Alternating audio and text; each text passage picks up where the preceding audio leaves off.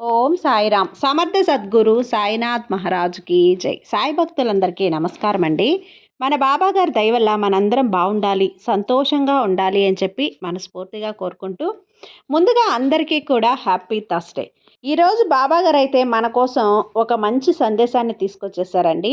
ఆ సందేశం ఏంటి, ఏం చెప్పబోతున్నారు అని వినే ముందుగా ఈ సృష్టిలో దైవశక్తి ఉన్నది ఎంత నిజమో, దుష్టశక్తి ఉన్నది కూడా అంతే నిజం.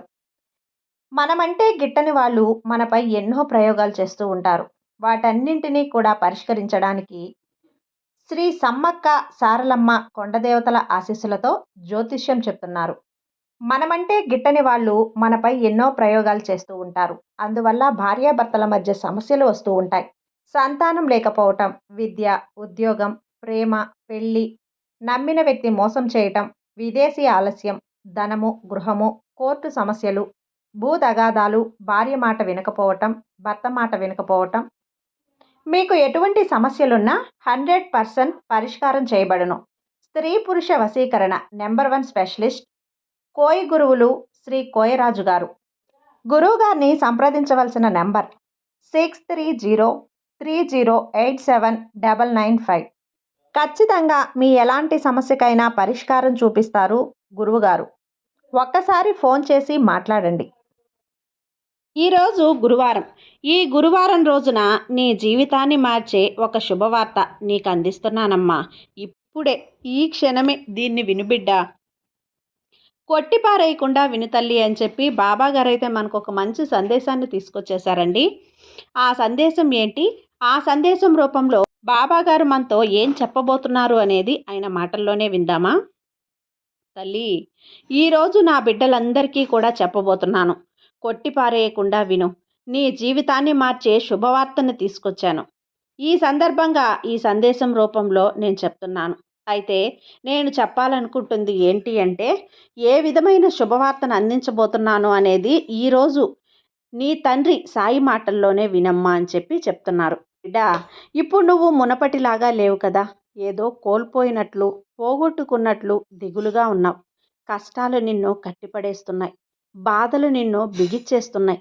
ఎటువైపు చూసినా మోసమే. ఎవ్వరు చూసినా మోసమే చేస్తున్నారు. నువ్వు చాలా బాధపడుతున్నావు కదా. ఈ జరిగిన విషయాలన్నింటినీ చూసి నువ్వు చాలా సతమతమైపోతున్నావు. అవును తల్లి, నేను బాగా నమ్మిన వారే నన్ను మోసం చేస్తున్నారు అని కుమిలిపోతున్నావు. అలాంటి సందర్భంలోనే ఎవరిని నమ్మాలో, ఎవరిని నమ్మకూడదో తెలుసుకోలేకపోతున్నావు. అవునా? నీ జీవితాన్ని నువ్వే ఇప్పుడు నమ్మలేకపోతున్నావు. నిజమే తల్లి. చూడమ్మా, నేను మీ తండ్రిని. అన్నీ నాతో పంచుకో, నాతో మాట్లాడు. ప్రతిదీ ఈ తండ్రికి చెప్పుకో. నీ మనసులో ఉన్న ఆలోచనలన్నీ కూడా నాతో పంచుకోమ్మా. దానికి తగ్గ పరిష్కారాన్ని నేను నీకు అందిస్తాను. నన్ను నమ్ము. నేను నువ్వు కోరినవన్నీ నీకు అందిస్తాను. ఇవ్వడానికి కూడా నేను సిద్ధంగా ఉన్నాను. చూడు తల్లి, ఈ రానున్న గురువారంలోపు నువ్వు కోరే ఒక శుభవార్త నీకు వినిపిస్తాను. ఎన్నో రోజుల నుంచి నువ్వు ఆ శుభవార్త వినాలని తహతహలాడుతూ ఉన్నావు. ఎన్నోసార్లు నా దగ్గర ప్రార్థన కూడా పెట్టావు. అలాంటి శుభవార్త ఈ గురువారంలోపు నీ చెవిన పడేలా చేస్తాను. నీ కోరికలన్నీ నెరవేరుస్తాను. నేనొక మాట ఇస్తున్నాను తల్లి. నా వాక్కు జరిగే తీరుతుంది. అపనమ్మకంతో అస్సలుండకు. అయితే బాబా, నేను కోరింది నా ముందు అందించండి అని ఆశగా అడుగుతున్నావు కదా. తప్పులేదులే తల్లి.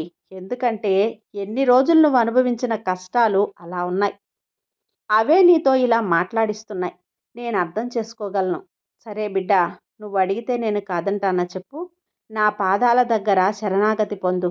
నీకు ఇవ్వాల్సినవి, నీకు రావాల్సినవి అన్నీ నిన్ను చేరుతాయి. నేను ఎంత నమ్మకంతో ఉన్నా సరే, నా జీవితంలో ఎలాంటి మార్పు లేదు అని నువ్వు అడుగుతున్నావు కదా.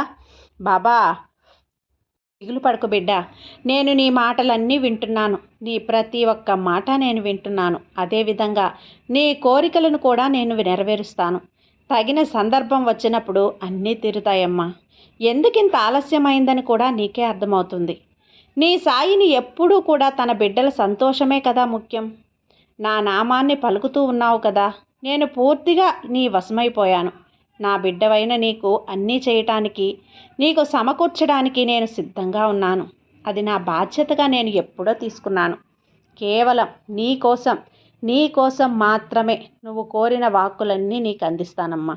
నేను నీకు చేస్తానన్న ప్రతి వాగ్దానం నెరవేర్చుకుంటాను. నీ బాధ్యత పూర్తిగా నాదే. తల్లి, నువ్వు నా బిడ్డవి. అలానే నీకు కావలసిన పనులన్నీ కూడా నేను ప్రారంభించేస్తాను. ఈ వార్త చెప్పడానికే ఇంత త్వరగా నీ ముందుకొచ్చాను. ఈరోజు ఈ గురువారం రోజున నీకు నేను దర్శనం ఇయ్యడానికి కారణం కూడా ఇదే. నా మాటలు నీకు వినిపించడానికి గల కారణం కూడా ఇదే. నీకు అందించబోయే ఆ శుభవార్త అలాంటిది ఇలాంటిది కాదు తల్లి.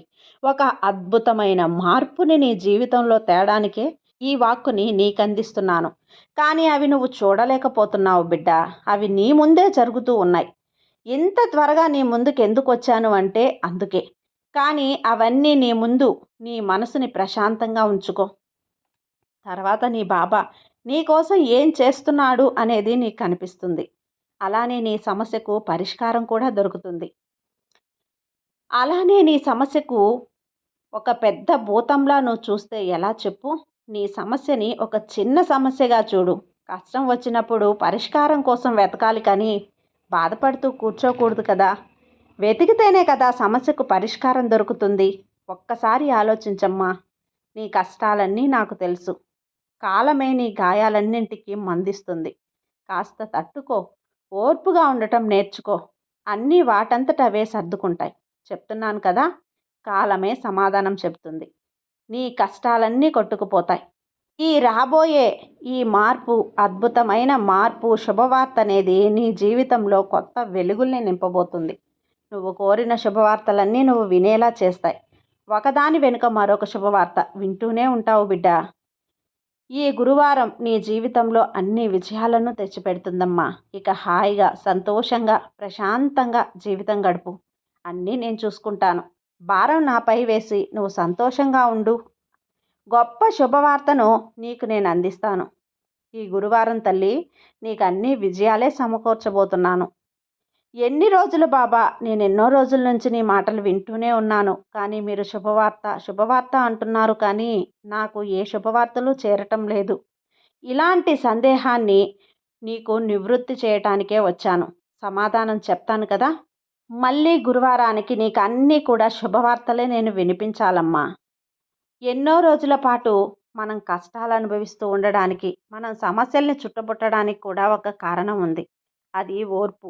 సహనంతో ఉంటేనే నీకు అది తెలుస్తుంది. నువ్వు నా దగ్గర పెట్టిన ప్రతి ప్రార్థన నేను నెరవేరుస్తాను. ఎందుకంటే నీ బాధ్యత నాది. నా బిడ్డలందరి బాధ్యత నాదే. ప్రతి ఒక్కరికి నేను న్యాయం చేస్తానమ్మా. ప్రతి ఒక్క బిడ్డ కోరిక నేను నెరవేరుస్తాను. కొద్ది రోజులు ఓపిక పట్టు. శ్రద్ధ పూరితో ఉండు. సహనంతో ఉండమ్మా. ప్రతిదానికి పరిష్కారం దొరుకుతుంది. అదేవిధంగా ఇన్ని రోజులు మీ కోరిక నెరవేరకపోవటానికి కారణం కూడా ఉంది. అది కూడా మీకు తెలియజేశాను. దేనికైనా కాలం సమాధానం చెప్తుంది. అప్పటి వరకు కొంచెం వేచి ఉండగలగాలి. ఎప్పుడు నిరుత్సాహంగా ఉండిపోకూడదు. అందుకే ఈ సందేశం నీ దాకా వచ్చింది. నీకు కష్టం వస్తే ఏడుస్తూ అక్కడే కూర్చుంటే ఎలా చెప్పు? పరిష్కారాన్ని వెతకాలి కదా. నీ మనసు ప్రశాంతంగా నువ్వు ఉంచుకున్నప్పుడే ఆ పరిష్కార మార్గం నీకు కనిపిస్తుంది. నిజమే కదా. ఒక మొక్కు పడే తీసుకో. వెంకటేశ్వర స్వామిని దర్శించుకోవాలి, కాలినడకన వచ్చి మీ దర్శనం చేసుకుంటాను తండ్రి అని ఒకవేళ మనం మొక్కుకుంటే మధ్యలో కాలు నొప్పులు రావచ్చు, వయసు సహకరించకపోవచ్చు, లేదంటే ఎన్నో ఇబ్బందులు ఉంటాయి. అక్కడే కూర్చొని బాధపడుతూ ఉంటే మనం చివరి దాకా ఎక్కగలమా? ముందుకు వెళ్తూ ఉండాలి. అంతమంది 4 గంటల్లో 5 గంటల్లో ఎక్కితే మనం 10 గంటలు పట్టొచ్చు. కానీ చివరికి మనం గమ్యాన్ని అయితే చేరుకుంటాం. ఈరోజు నేను చెప్పింది కూడా అదే బిడ్డ. నువ్వు బాధపడుతూ కూర్చుంటే ఎలా? కష్టం వచ్చినప్పుడు దానికి పరిష్కారాన్ని కూడా వెతకాలి. అడుగులు ముందుకు వేయాలి, ఆలోచించాలి కదమ్మా.